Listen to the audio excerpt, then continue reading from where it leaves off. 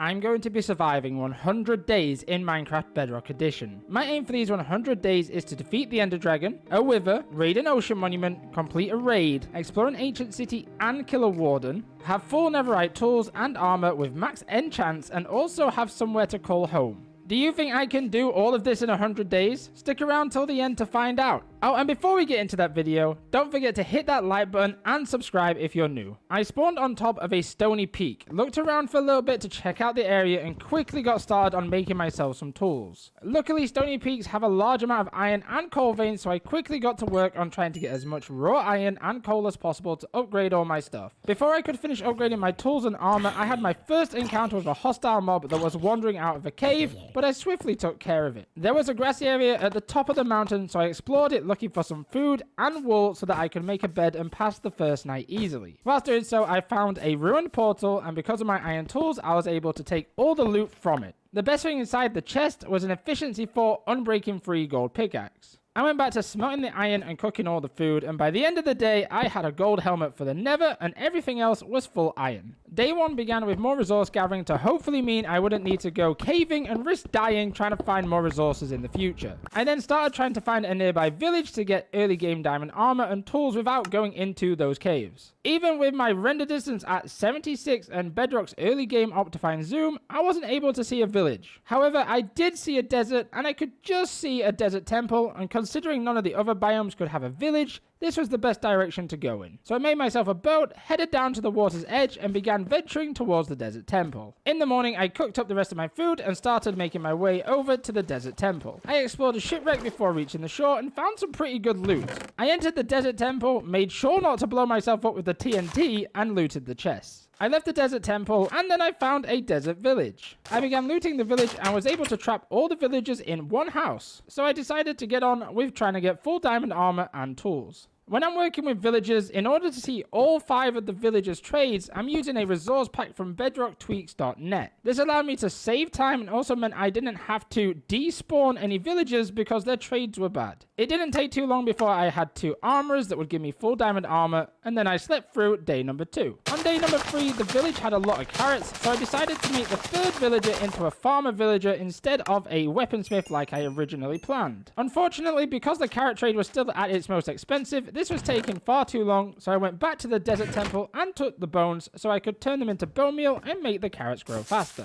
It was a shame I was limited with just 1 farmer, but I still made a small farming area in the ocean nearby and then added melon seeds and more carrots. Day 4 began with more farming and even trying to expand the farm so that I could do more trading with that 1 farmer villager. I needed more bone meal to get the carrots and the melons growing, so I decided to go and search for that other desert temple I saw earlier. Along the way, I found a shipwreck that had a treasure map. So I decided to go to the desert temple first, which had some weird water mechanics at the front entrance, and there was a little creeper inside. The creeper blew up, but nothing came of it. So I jumped down into the treasure room, took the TNT, and looted the chests. I explored the land around the desert temple trying to see if there was anything useful, and found what looked to be like a little orange block through the acacia trees. But because I had the buried treasure map, I wanted to go find that. On the way, I found a second desert village, but unfortunately the daylight ran out, so I had to go and take refuge at that village. On day 5, because I was in the village, I decided to loot it for all its food supplies and found the most important item that any desert village can have. A cyan bed. I then went back to get the buried treasure and found it whilst underground. I took all the useful items and began heading towards the location of the orange block that I saw on the previous day. That block was in fact from an acacia village, so I went over and looted it for more food and also tried to trap any of the villagers in their homes.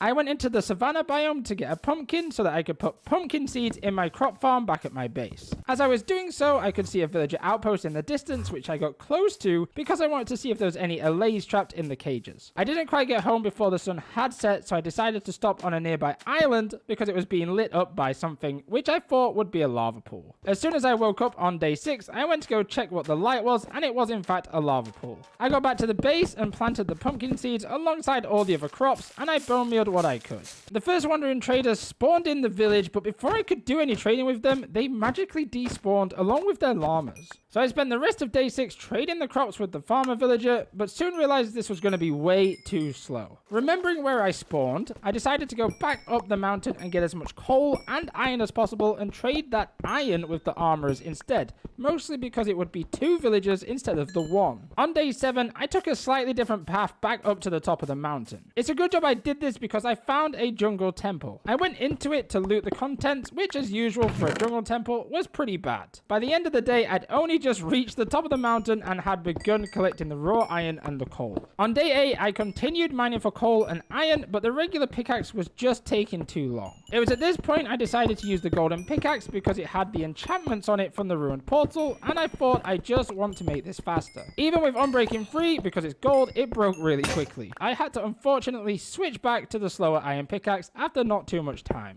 Thinking I had enough resources, I started making my way back to the village. On the way back, I was rudely approached by a panda, so I smacked it in the face and continued on my way. On day 9, my focus was getting the iron smelted and then trading the coal and the iron with the armorers. By midday, I had managed to get enough emeralds to get myself a pair of Fire Protection 1 diamond leggings, which I actually kept in a chest until I could get more of the other diamond armor pieces. To take a little break from the trading, I decided to tame the horse that was in the village because I'd gotten a saddle from the earlier looting sprees. The one good thing about being on the horse is that whilst being in third person, you could see that I got some tasty cake on the bottom of my iron boots. More trading happened on day 10 and I managed to get myself a pair of diamond boots, again with Fire Protection 1. Once I got on the boots, I was out of iron and coal to trade, so I decided to go back up to the mountain one more time and get enough resources so that I could actually open up the last trades on the armorers. Almost all the rest of this day was spent finding and mining raw iron and coal. However, I did get a brief visit from another wandering trader who once again mysteriously despawned before any trading could happen.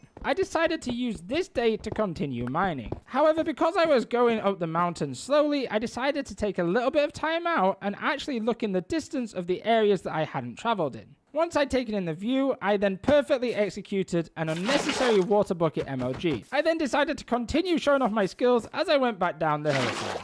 Back at the base, day 13 consisted of more farming, more smelting, and more trading until I was able to get the final diamond armor piece that I wanted, which was the chest plate. The chest plate had projectile protection 4 on it, which I was actually pretty happy with. I then switched out all of my iron armor for the brand new diamond set. I kept the gold helmet because I know I like to go into the nether, and I always forget to change my helmet. I made myself an armor stand and a banner to be able to accurately tell what day it is in-game. I could do this by putting the armor stand in a certain position by using the Foxy No-Tail Marcus pack. Once I'd done this, I left to go to the island where the lava pool was that we found on day 6. I set up an area to make a nether portal and slowly began making it a few blocks away from the large lava pool in case I messed up. I lit the nether portal at the start of day 14 and entered the new dimension. I began exploring, which was super easy because I use a no nether fog pack, meaning I can see the full range of my render distance. I saw a bastion in the distance and found a ruined portal nearby, looted the chest and even took the gold. I collected more blocks, did the greatest ever hay bale MLG, and continued exploring until I hit a basalt delta.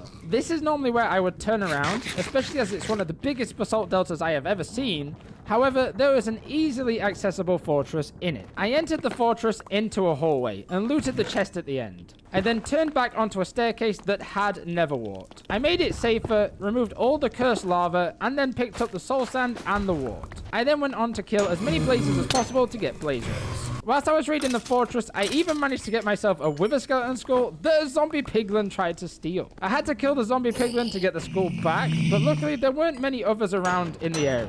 There was one brief moment of panic when I got withered by a wither skeleton and I couldn't change to my sword. A little later on, I got a second wither skeleton skull, so I thought I'd try for a few extra minutes to try and get a third wither skeleton skull, but without looting free, I decided to take what I had and go home. As I was heading back to the portal, I saw a nearby warped forest. I went over to it and made a too high hiding space so that I could just kill a load of endermen for their ender pearls. I finished with 14 ender pearls, which would give me the full 12 eyes of ender in case the portal was empty, and it also gave me an extra 2 to find the stronghold. As I was heading towards the portal from the forest, I decided to jump in some fire just to remind myself just how much this hurt. For the rest of day 16, I dumped all my loot from the nether in some chests, did a little bit of farming, and then set myself up on an island. The hope was that enough sleepless nights had passed for phantoms to spawn. As you can probably guess, I was wrong, and no phantom spawned. On day 17, I headed back to the Acacia village. Once I got there, I was greeted by a wandering trader who once again mysteriously despawned before any trading could be done. I ran around the village for quite a while trying to break as many job blocks as I could find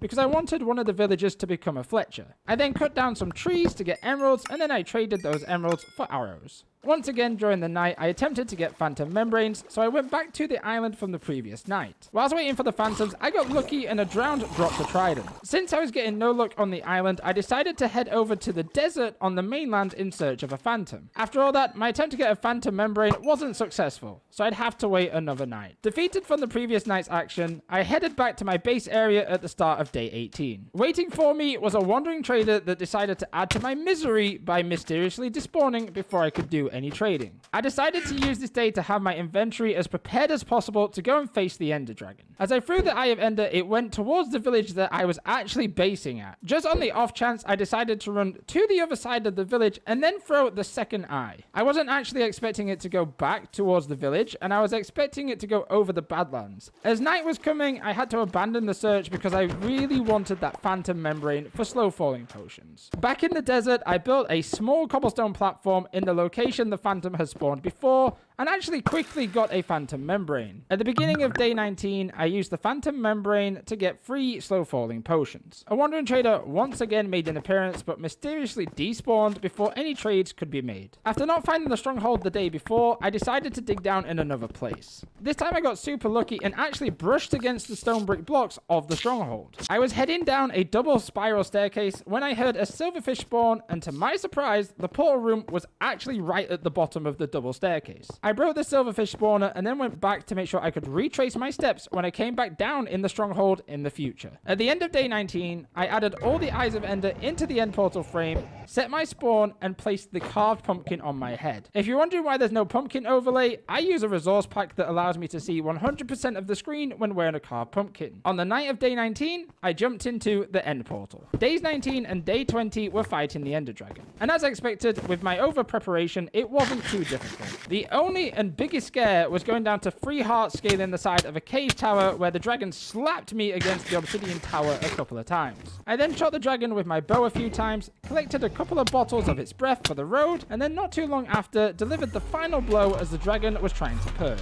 I collected the dragon egg to commemorate defeating the Ender Dragon, and after a little victory dance, I headed back to the overworld. I only headed back to the overworld to reset my spawn point back above ground and reorganize my inventory before going back to the stronghold and back to the end dimension. I built my way over to an end gateway and ender pearled through. Once through the portal, I increased my render distance as far as I could, and I noticed an end city in the distance, and it had a ship. I made my way over, being thankful for the forward placing block option Bedrock has, and in no time, I made it to the end city. I started by going for the ship as I wanted the elytra first. I ignored all the shulkers on the outside of the ship and immediately went inside and killed the shulker. I looted the chest and got my elytra, which I instantly put on. I looted all the chests that the city had, collected as many shulker shells as I could, but I wanted to leave a few shulkers just in case I wanted to come back and build a shulker farm in the future. I looked for an end gateway to head back to the main island and found a pair of stacked end gateways. You've got to love just how broken Bedrock is. After completing the mission of finding an elytra, I headed back through the portal. On day 22, I went back down into the stronghold and looted the library. After this, I took my first flight in the overworld over the ocean towards the Acacia village where I traded for my arrows just days before. I noticed another village in the distance and headed towards it. Along the way, I noticed a ruined portal, but there wasn't any good loot, so I just took the gold. When I got to the new village, I looted it and then left. Because I didn't have a lot of gunpowder, I spent the night killing creepers to try and get more. However, there was one scare. As I jumped to hit a creeper to get a crit hit, a skeleton shot me from behind and propelled me completely over the creeper. Before morning came, I trapped as many villagers in houses as I could because it's easier to do it at night. On day 23, I made a little storage spot for all the books I brought from the stronghold that I would trade with librarians. I also chopped down some trees to make a couple of lecterns and then headed over to the new village.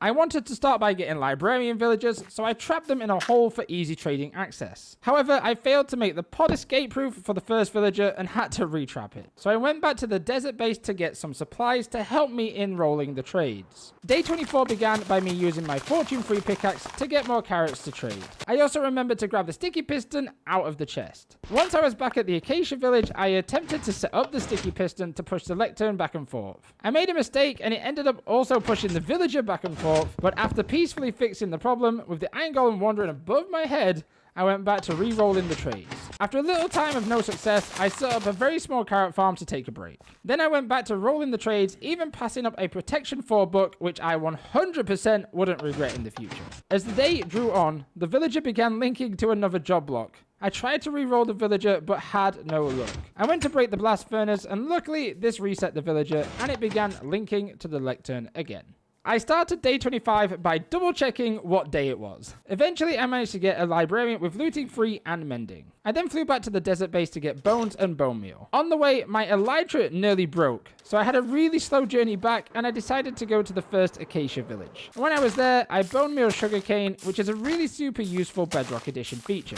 Day 26 started with me turning all but 2 of the sugarcane into paper to trade with the librarian. This unlocked the second level of trades, meaning I could now trade books for emeralds. I also bought a looting free book, made an anvil, and combined the book with my sword to help with gunpowder drop.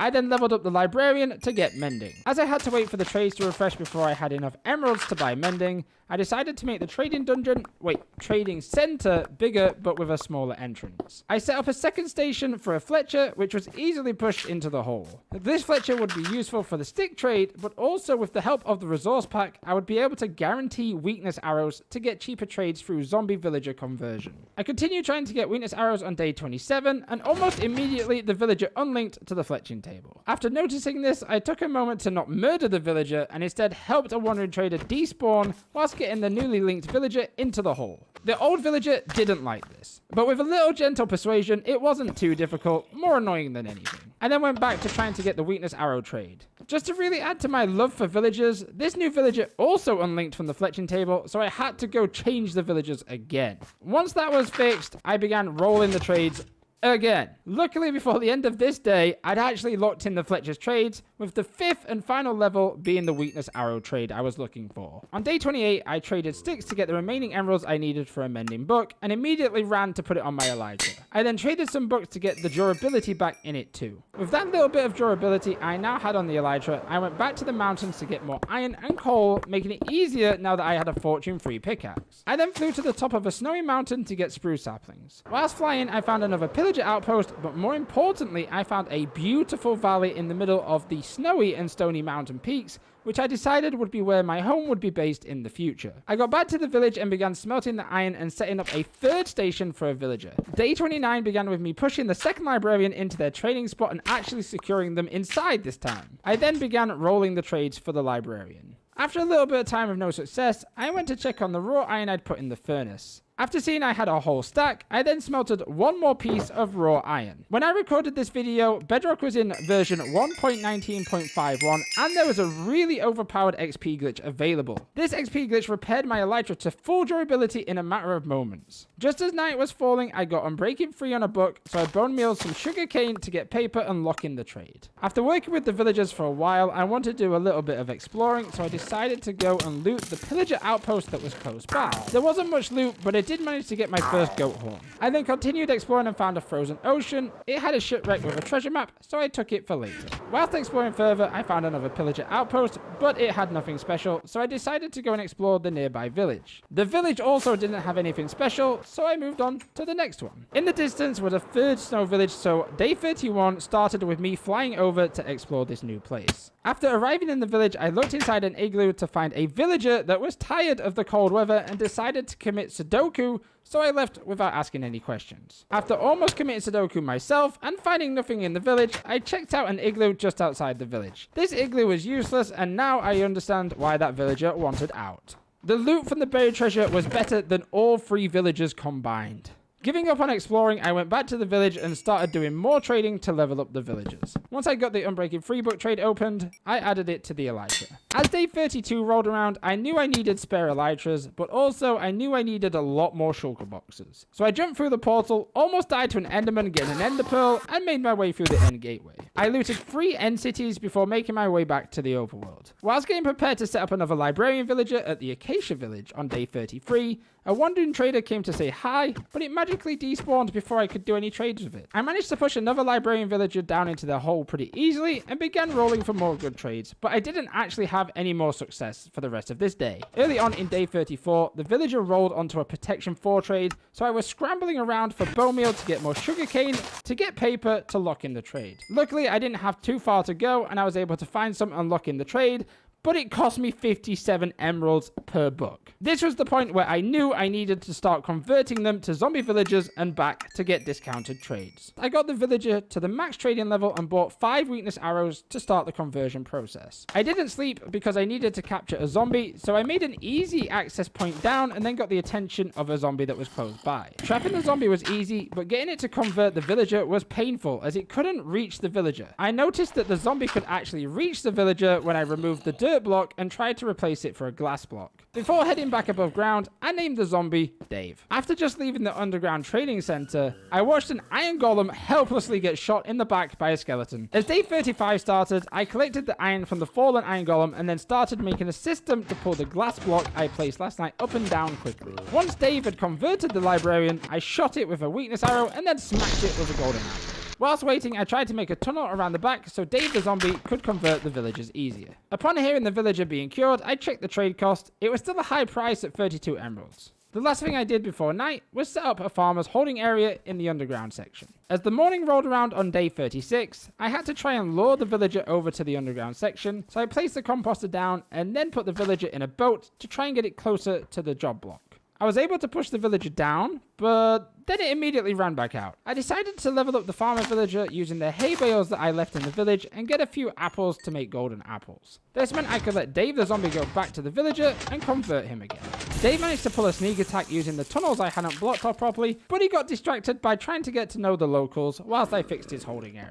I pushed Dave with water, but realized he caught fire whilst he was underground. I removed the water to see if it happened again, and it did. I immediately placed a water bucket and added a block over the path block that caused Dave to burn during the day. By the time I was done with this, the villager had converted back, but the protection 4 book was still 7 emeralds per book. I went to let Dave have one more bite at the villager, but managed to leave the glass block up too long, and the librarian escaped. I found the librarian, but because Dave was next to its workstation, it kept running away. I trapped the librarian in a house, and then I trapped Dave. I then made a walkway straight to the workstation, and with some barricades and gentle water pushing, the librarian was back in its spot. I went to let Dave out so it could attack the villager. However, I almost burnt Dave again as I didn't close off the outside sun. I got Dave to convert the librarian first thing on day 37 and then started the conversion process again. With the villager converting back once more, protection 4 was now 1 emerald per book, so I bought enough to cover all my armor pieces. As the villager with the Unbreaking Free book had also lowered their prices, I decided to buy as many as I could, knowing that I would need them for all my tools as well as my armor. As I would also need a lot of mending books, I moved the sticky piston and glass block over. I then pushed Dave over to the mending librarian and began the converting process. Once again, I forgot to block off the hallway, so Dave escaped, but a simple water bucket pushed him back. The mending librarian converted back early on day 38. I traded for all the mending books that I could. I added mending to my diamond boots, completing the enchantments I like on boots. I then took a pair of diamond leggings, added protection 4 and mending, knowing I would need swift sneak 3 in the future to make them complete. I then took a protection 4 diamond chestplate I looted from an end city and added Unbreaking Free to it, breaking my anvil in the process and forcing me to make a new one. I then used the furnace XP glitch to get myself some more levels. This allowed me to take a diamond helmet, add protection 4, Unbreaking Free, and mending quickly. I then did the same for a golden helmet, as this is the one that I usually wear. I then did a little bit of farming and taking advantage of the reduced trading prices and got the farmer villager maxed out. I spent the early part of day 39 trying to get more emeralds from the villagers and attempting to unlock all the trades. I then spent the day running around shearing any sheep I could find because I knew having fully enchanted diamond armor I would soon want to upgrade it to netherite. I flew back to the desert base to collect the jungle temple dispensers and redstone. As night began to fall on day 39, I entered the the Nether. With an elytra, it was so much easier to navigate the Nether. I got the first skull I needed in the second fortress, collected some Nether quartz on the journey back to the portal, and then made my way back to the Acacia village. As the sun rose, I began to terraform and flatten an area in the back of the village. 2 wandering traders turned up at the same time, but both of them magically despawned before I could trade with any of them. They must have done business between themselves. Dave was a little hungry, so I tried to give him a little snack on a villager, but the villager ran away, and Dave started trying to bite me instead. I expertly contained the threat, not getting frustrated at all. I then went back to terraforming and making trenches for water to cool it. I then placed sugarcane and slabbed over the water to make collecting it a little bit easier. After cooling off, I went back to check on Dave and the villager, and David finally had a go on the person he was supposed to. David got bored, so he left the zombie villager alone, and I was able to get it back into its holding space and convert. Day 42 began with me waiting for the conversion process to finish. Once the villager had converted back, I took advantage of the cheaper bookshelf trade to try and get my emerald stash up. I continued shearing every sheep that I could see, expanding the sugarcane farm as much as possible, and making myself many more rockets. Once I was happy with the amount of rockets I had, I expanded the sugarcane farm a little bit more, and then began working on a much bigger area for the carrots. Before dark, I extended the sugarcane farms to match the length of the tilled area for the carrots. I continued preparing my farms throughout day 43. I added in the extra sugarcane and moved the carrots over into the bigger plot. I flew back to the desert village to get the carrots from over there. I took my wither skeleton skull to combine it with the 2 in the desert base. Using the fortune 3 pickaxe, I grabbed all the carrots and then planted them into the Acacia village carrot farm patch. On day 44, I chopped down a tree, got myself some cobblestone from a nearby hill, and terraformed the land next to the carrot farm. I made 2 observers, took the 2 dispensers I already had from the jungle temple, and began making a wool farm. I set up the observers and the dispensers, connected them with redstone, and then dug out a space underground for the collection systems. It took me longer to decide how I wanted to set up the chests than it did any other part of the collection system, because I wanted it to look nice. I was able to get one of the storage systems done and trap a sheep next to the dispenser. I filled the dispenser with shears. On day 45, I began by chopping wood from the big spruce tree in the village, because no matter how long you play Minecraft for, you never have enough wood. I then began mirroring the first wool farm onto the other side. There was a second sheep nearby, so it didn't take too long to have 2 sheep in the wool farm. Once the second dispenser was filled with shears, as long as I was in the area, I had 2 wool farms that would always be running. I then tried to make the entrance look nicer by adding in some spruce stairs. With a lot of day 45 left, I used some of the extra wood to make more temporary storage and dump my inventory. I decided to fly back to the first Acacia village and set up an area for a villager breeder, as all the villagers in the other Acacia village were trapped next to the workstations. I spent the rest of day 46 watching and following the Silent Whisperer villager breeder video, because I've used it before and it works amazingly well. I set up the collection area for the baby villagers, the water transport system to move the adult villagers and their holding area, the raised platform for the 2 parent villagers, and the villager extraction system using a minecart. On day 47, as I went to get the 2 villagers that would be used as the breeders, a wandering trader visited, but before I could do any trading, they magically despawned. So I went back to building a rail system up to the top of the breeder. I then went and caught the first villager, transported them over, and trapped them pretty easily. I then did the exact same with a second villager, and then removed the rail transportation system. To complete the setup of the farm, I added in 3 beds. On day 48,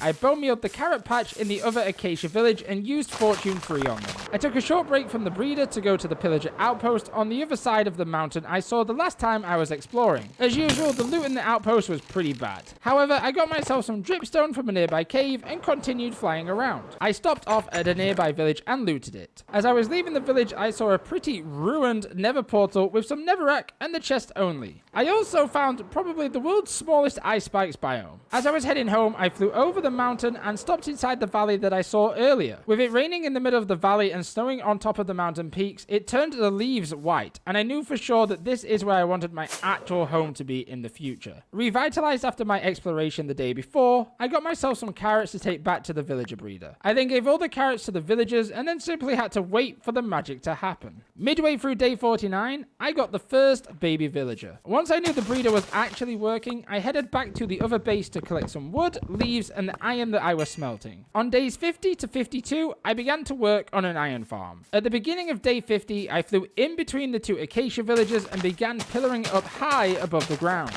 I made a platform and using Foxy No Tail's marker pack, checked to see if it was high enough to stop mobs from spawning on the floor if I was to AFK at that spot. It was very clear that it was not. So I extended the platform up some more blocks and then rechecked if this was okay. Once I was happy, I went and collected a bunch of stone that I would use to build the iron farm. I went back to my base to trade for some glass, and a wandering trader mysteriously despawned before I could do any trading with it. I then began setting up the collection system and the killing chamber, after I built the platform that the iron golems would spawn on. During the nighttime, I began placing down all the beds and then covered them with a holding area where the 20 villagers would go, making sure they all had access to a workstation. Unfortunately, I realized that I made my kill chamber too small, so I had to lower the collection system and the leaf platform that I already made. Whilst checking the farm for any other mistakes, I also realized that I put the beds one block too high, so I had to move these down and also the villager holding pen down one block too. I then took a break from this on the night of day 52 and tried to get some zombie villagers. Unfortunately, a creeper blew up one of the zombie villagers, but I did actually manage to trap one in a house. At the start of day 53, I tried to convert the zombie villager, but when I shot it with the weakness arrow,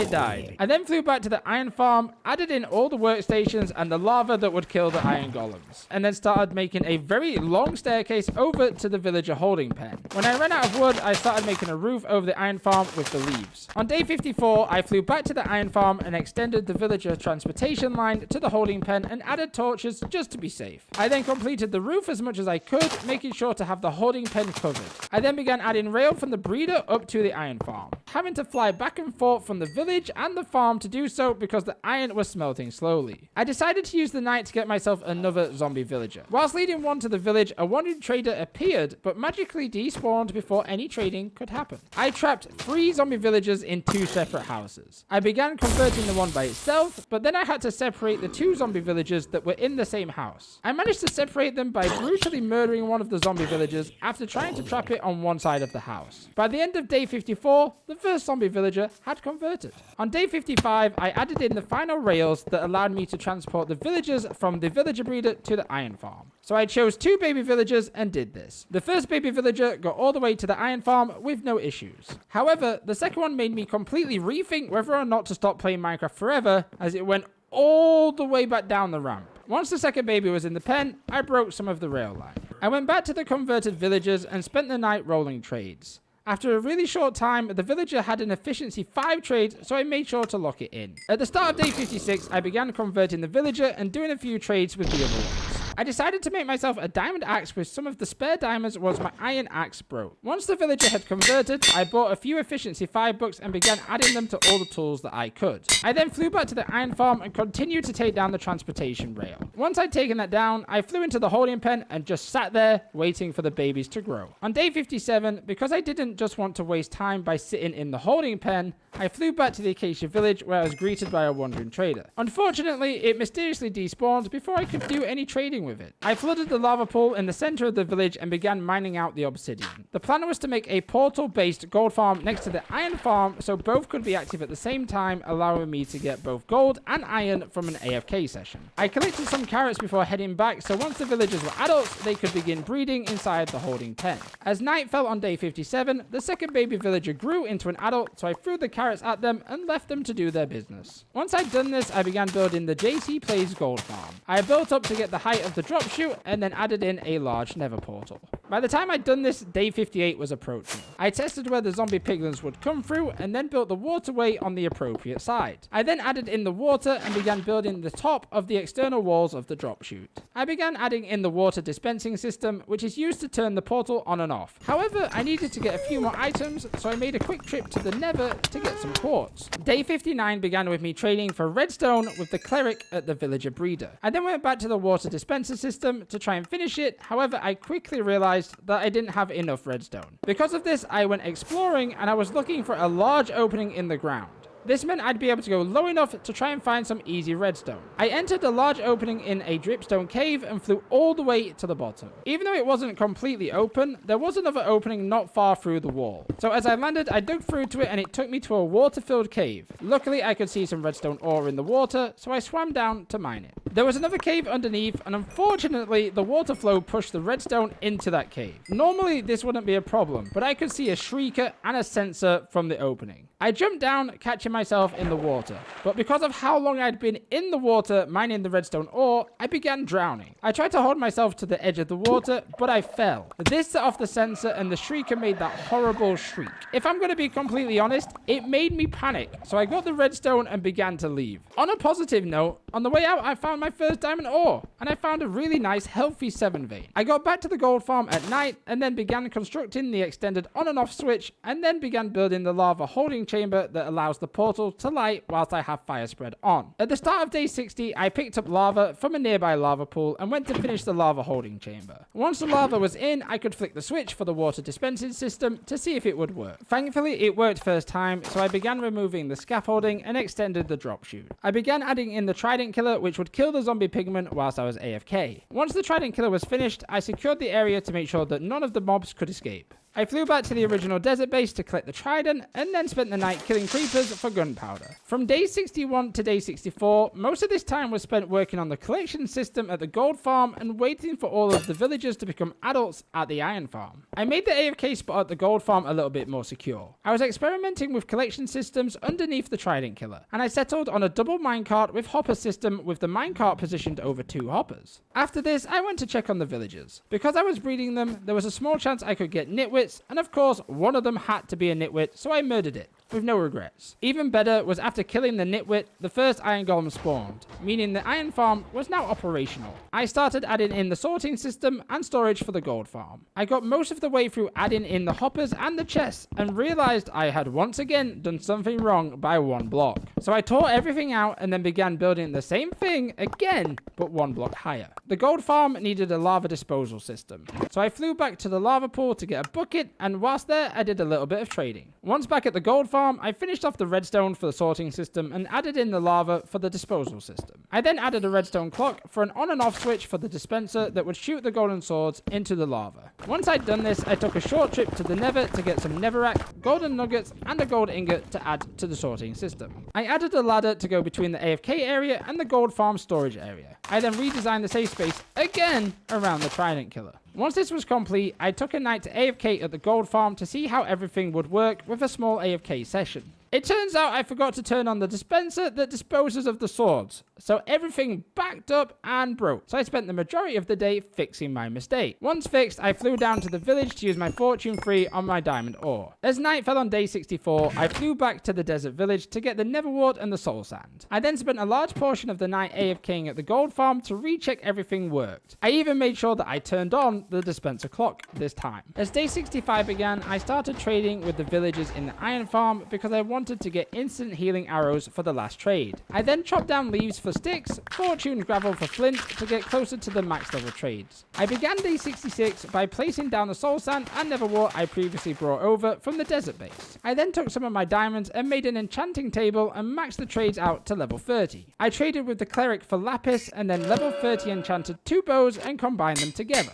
I started brewing some strength 2 potions, and whilst waiting for them, I flew over to the iron farm and bought as many instant health arrows as possible. I used the super cheaty XP glitch to get some levels, and then went to the enchanting table. I was trying to get a smite 4 sword, which I was able to do after getting a sharpness 4 sword. I then ran around to find a cow to collect a bucket of milk, and then flew over to the mesa biome. I dug a little respawn bunker and placed down a bed just in case. Then I placed down 4 soul sand, put 3 wither skeleton skulls on top, and spawned in the wither. The wither fight took no time at all. Actually really easy with the strength 2 potions, the instant healing arrows, and the smite sword. The closest I came to dying was near the end when I lost 3.5 hearts when the wither did its dash attack.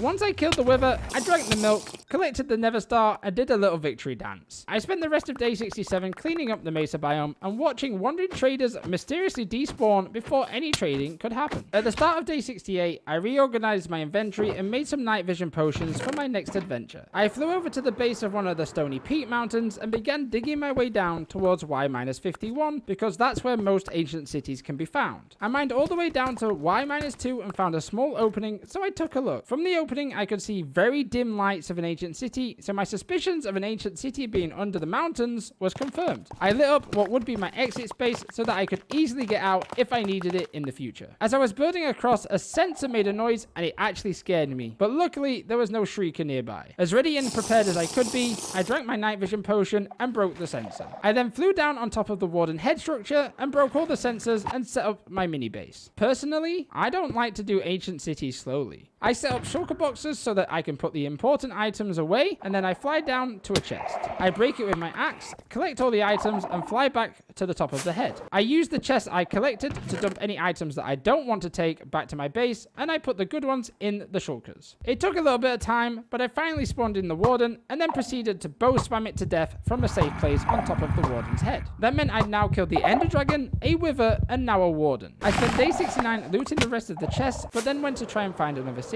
I followed the skulk that I could see in the caves because I wasn't happy with Swift Sneak 2. After not being able to find a new city, I went back to the original one, collected my valuables, and left. Having already found an ancient city and looting it without any external help, as I really wanted Swift Sneak 3, I decided that for the second ancient city, I was going to use chunkbase.com. Luckily, there was another ancient city only 300 blocks away, so I dug down straight into it. Once I found the city, I went back to the Acacia village to get myself some new night vision potions. Once they were brewed, I went back to the new ancient city. As I was getting to the hole that I dug out earlier, a wandering trader was all alone. But before I could do any trading with it, it mysteriously despawned. I then jumped into the hole and began gliding down to the top of the warden's head. With the night vision potion drunk, I got myself set up, ready, and then headed down to the chests. I immediately spawned in a warden because of the other ancient city, but I made sure to bow spam it to death from a safe distance, and it now meant I'd killed a warden in every city that I'd been in. I flew around, breaking a few chests, collecting as much as I could. Once I had what I needed, I flew back down one more time, broke a few more chests as I did, but it seems like I was getting a little too overconfident as the warden almost spawned on top of me, so I decided to call it there and head home to be safe. I started day 71 by putting Swift Sneak 3 on my leggings. I then crafted a recovery compass and then the music disc number 5. I made myself some more rockets and then went exploring to try and find an ocean monument. Whilst exploring, I found another pillager outpost, but this one had the field goat horn. I also found a desert temple that had pretty standard loot. I then found a second desert temple, but other than a diamond, the loot was pretty bad too. I found a desert village and looted a cyan bed as I forgot to bring one on the journey. I then flew across the ocean and found an ocean monument and made a note of the coordinates. As I was flying back, I had the idea to kill a raid captain for the bad omen effect and complete a raid. So I went back to the pillager outpost, sniped the raid captain, and flew to the second desert village that was pretty close to my base. I flew into the village and triggered the raid. I went to ring the bell and completely messed it up by placing sand. I then trapped a villager to make sure the raid would be successful. I then flew to the top of the highest building, waiting for the raid meter to fill. It filled and then nothing happened. It turns out in 1.19.51 there was a bug that if you trigger a raid whilst gliding, it might not actually trigger properly. So I spent the night flying to another pillager outpost, killing another raid captain, and then I decided to go to the nearby plains village. This time I made sure to walk into the village, and the raid worked with no issues. As always, I made sure that at least a couple of villagers were trapped in a house, and then I began defeating the raids wave after wave. I got myself a nice amount of totems, saddles, emeralds, and a few other items. Once the raid was done, I celebrated in the village with the villagers. Once I was done partying, I flew home, stopping at a ruined portal with some completely cursed lava. I looted the chest and carried on my journey, looting everything that I could along the way. At the close of day 73, I organized the loot I found and then AFK'd at the gold farm.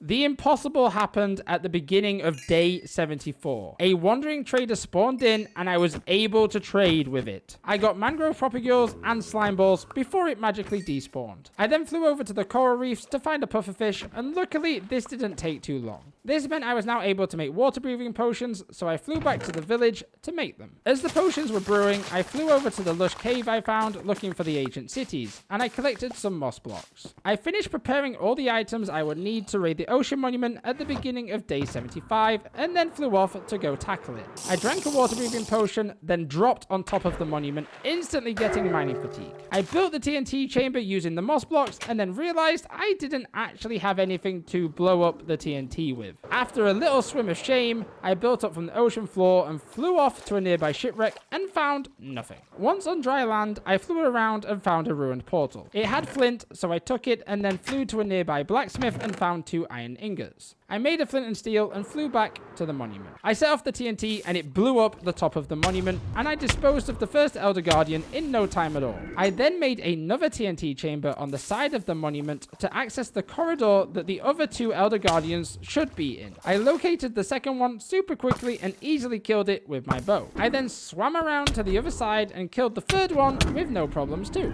Because I'd forgotten to bring milk, I had to wait for the mining fatigue to wear off before I could go get the gold blocks. But once it had worn off and I had the gold blocks, I went in search of a sponge room. Luckily, there was one sponge room in this monument, so I looted it and then began flying home. Day 76 began with me dumping all of the ocean monument loot into chests. I then flew to the Fletchers for an arrow trade and collected all the wool I had from the sheep farm. I then brewed up some fire resistance potions and headed off into the nether. Once in the nether, I began digging down to Y15. Once there, I realized I'd forgotten my armor stand, so I had to go back home to get it. The armor stand is really useful because it tells you where the chunk borders are, so you can mine down the edge of one and then you can bed bomb in 2 different chunks. I then spent the rest of day 76 and day 77 doing exactly this and blowing up beds in search of ancient debris. I finished this session with 19 debris, which would allow me to upgrade some of my items, but I definitely need to be back for more later. A wandering trader came to say hello at the start of day 78, but mysteriously despawned before I could get a trade done. I smelted all the ancient debris that I had and combined the netherite scrap with the gold I had to make netherite ingots. Then I combined the netherite ingots with my leggings, my boots, my helmet, and my silk touch pickaxe. I made a pair of overpowered shears and spent the day running around trying to find any sheep possible to shear the wool from them. Then, during the night, I bunkered myself in the storage area for the wool farm, set up the furnace XP glitch, and then AFK'd the rest of the night. Day 79 was pretty much a repeat of day 78, and I ran around shearing any sheep that I could to try and get as much wool as possible. As the end of the day came, I entered the nether to do some more bed bombing for ancient debris. I was in the nether for days 80 and 81. I went down into the same tunnel that I made only a few days before, setting off more explosive beds and collecting a very nice total of 25 ancient debris this time. Day 82 started with 2 wandering traders coming to visit. However, they both mysteriously despawned before I could interact with them, so they must have traded with each other or something. I got all the lapis lazuli ore that I had and fortune freed it. I then took a lot of books to the enchanting table and began trying to find some enchants that I didn't have the villagers for. I managed to upgrade my diamond sword from sharpness 4 to sharpness 5 and then added on looting 3 and mending. Once the ancient debris I just got from the nether had finished smelting, I was able to make 7 netherite ingots. With this, I upgraded my chest plate, the sharpness 5 sword, and my regular efficiency 5 axe. I then upgraded the diamond shovel to efficiency 5, but kept it at diamond level because it had Curse of Vanishing on it. I spent the night of day 82 AFKing at the gold farm and trying to figure out why my iron farm had stopped producing iron golems. I took the emeralds back to the iron farm, ready to trade with a villager, but after sitting on top of the farm for a few moments, I heard an iron golem in the water, so I left. I then used some of the emeralds to get lapis and took as much rotten flesh as possible to trade with the clerics. I then named my arrows for no other reason than to make this clip and rickroll you 83 days into this video. After, I did some enchanting at the enchanting table, but didn't get anything particularly useful, which you probably think is karma for that rickroll that I just did. I then made a brand new maxed out silk touch diamond shovel and upgraded that to netherite. I spent the night trying to find a zombie villager, and I managed to find one and actually trap it. I then began converting it back to a regular villager. Day 84 began with me filling in a creeper hole. I then trapped the converted villager into a containment pod and then began rolling the trade, specifically looking for fortune free. It took all the way from day 84 into the nighttime of day 85 of continuously rolling the trades to get fortune free. So as soon as it was available, I locked it in. Day 86 began with me doing the old reliable trade of bookshelves, breaking them down and selling the books at a discounted price. I then extended the underground section to add in the new villager. I then made 2 diamond hoes and began maxing them out. One would have silk touch and the other would have fortune free. I then upgraded both of them to be netherite because you need 2 netherite hoes. I spent the rest of the daylight collecting sugarcane and melons which would be traded with the villagers. As night fell, I flew over to the gold farm, made a furnace XP glitch next to the trident killer and AFK'd for the rest of the night. Day 87 started with me taking the loot gained from the previous night from the gold farm chests. I checked the iron farm and was happy to see that we're was some iron and a few ink sacks, so the farm was still working. I flew back to the Acacia village and traded off the rotten flesh. I also maxed out my Smite 5 sword and upgraded that to netherite. I chopped down some trees and traded the sticks back at the iron farm. I flew back to the village and maxed out a diamond pickaxe with the fortune free enchantment. After, I made 2 maxed out diamond axes, one with silk touch and one with fortune free. A wandering trader spawned in, but as usual, it mysteriously despawned before I could do any trading with it. I went back to making maxed out tools and made myself a diamond shovel with fortune free. With all of these new and improved tools, I reorganized my ender chest so it only had what I wanted and needed in it. As one of my goals was to make all my armor and tools netherite by the end of the 100 days, I went to the wool farm and hoped that I'd find some wool. Luckily, there was over a stack of wool there because I'd been in the area a lot over the last couple of days. I began day 88 by getting some wood to make beds and then headed back into the nether. I used the same process as before, went down the same tunnel and bed bombed all the way down. By the end of this session, I'd gotten myself another 21 ancient debris. In total, I'd gotten myself over a stack of ancient debris from the 3 bed bombing trips, which I think is a pretty good haul. Day 89 began with me smelting the ancient debris and mining obsidian. I finally decided to take my nether star and turn it into a beacon. Not that I actually had any use for it yet. I got 5 more netherite ingots from my nether trip. I upgraded the fortune shovel, both axes, and the fortune pickaxe. I then did a little dance to celebrate being maxed out in full netherite. I was left with 1 netherite ingot, which I have a great plan for. As I hit day 90, I actually only had 1 more goal I needed to achieve by the end of the 100 days, and that was to make an actual home. I already knew the area I wanted to build in, so I flew over there. I spent the rest of day 90 and 91 manually chopping down trees in the area. As the light was fading on day 91, I realized that if I was going to continue at this speed, I would not be finished by the end of the 100 days. This meant I needed a new plan. This new plan on day 92 and 93 involved arson. It would be a much faster way of getting rid of the trees, and I would only have to clean up the logs that were left. This continued well into the night of day 92, fighting off mobs, doing arson, and cleaning up loose logs. Day 93 started off with an incredible surprise. A pink sheep had spawned in the valley. I chopped down a tree, made some fences, and created a little pen for the sheep. This will be the last time you see the sheep. I began terraforming the landscape. There was a natural waterfall from the top of the mountain, and I wanted to extend it down into a lake that would then again feed into another lake. I started adding in the water for the first lake, but didn't quite get the water level to where I wanted it to be before night came. As I didn't want to deal with all the mobs whilst in the water, I flew back to the Acacia village and chopped down as much spruce wood as I could get because it would be a main block in the house. Day 94 started with more water placement in the lake, and in no time it was at the level I wanted it to be. I then made a secondary waterfall down into a lower area that would be the location for the second lake. After a little bit of terraforming, the waterfall was complete and I began filling in the water for the second lake, and I did this until it became night. Once nighttime fell, I flew away, but this time went to collect dark oak wood and some dark oak saplings. I then flew back to the valley and tried to kill creepers for gunpowder.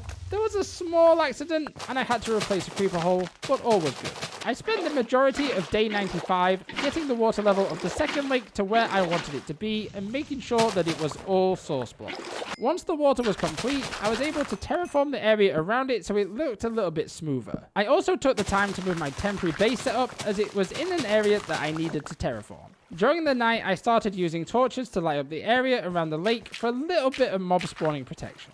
I also continued with the terraforming as I was lighting it up. At the start of day 96, I realized I wasn't happy with the water level of the second lake. I'm sure you're all surprised by now, but it was low by 1 block. But before doing so, I terraformed the area so that the lake wouldn't be too big and would be more contained, and the building area would be flatter and easier to build on. The terraforming and water level rising continued deep into the night of day 96. During this night, I even began putting the beams from my house in the water. This house is a throwback to the first ever house I built on my long-term Bedrock survival world that now has over 13,500 days. It is streamed over on twitch.tv/PLJ_95. So for those that have seen the streams, you already know what this house is going to look like. For those that don't, I have spruce logs as beams holding up dark oak slabs. At the end, one part of the dark oak slabs are lower in case I ever want to use a boat in the lake. The house will be located on the off branch. So in preparation, I made oak fences and oak fence gates and protected the dock area. I added in lanterns and will continue to do so, adding lighting around the build. The walls of the house are made of spruce planks and the roof is a mixture of spruce logs for the beam support, dark oak stairs, and dark oak slabs. I began filling the interior with useful items, such as a crafting table, a furnace, some chests for storage, a bed, and a smoker. The smoker is always below a chimney to bring the house a little bit of life. On day 98, I flew back to the Acacia village to collect a few items for the house, and a wandering trader was waiting for me. However, as normal, it mysteriously despawned before I could trade with it. I flew back to the house and added an anvil. In my Twitch world, I have an inspirational carrot, so I added that, and I also put a clock on the back wall. When I was looking at my house, I realized that by the end of the 100 days, I didn't want the torches to be exposed. In order to hide them, I went to a lush cave and I went to get a load of moss carpet. I also flew back to the Acacia village and got some lanterns from the villagers because they don't give off the fire particles when under the carpet like the torches do. During the night, I went underwater caving to find some glow lichen to add to the bottom of the lakes. On day 99, I began adding the glow lichen under the lake and bone mealed the floor to add some vibrancy with the coral that would spawn in. I then started removing the torches and began placing lanterns in the floor.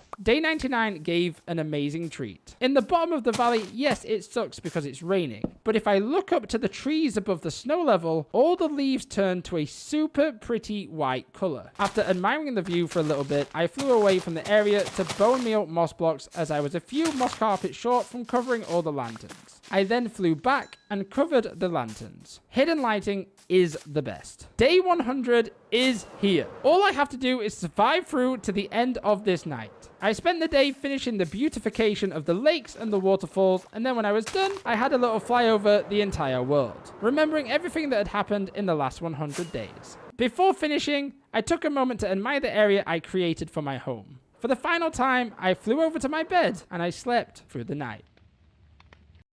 I have now survived 100 days in Minecraft Bedrock without dying, and I even completed all the goals I set for myself at the beginning of this video. If you want to see a 200 days video, make sure you like this, share it with other people, and leave a comment. Thank you all so much for watching, and if you enjoyed this video, please check out the playlist that is on your screen right now.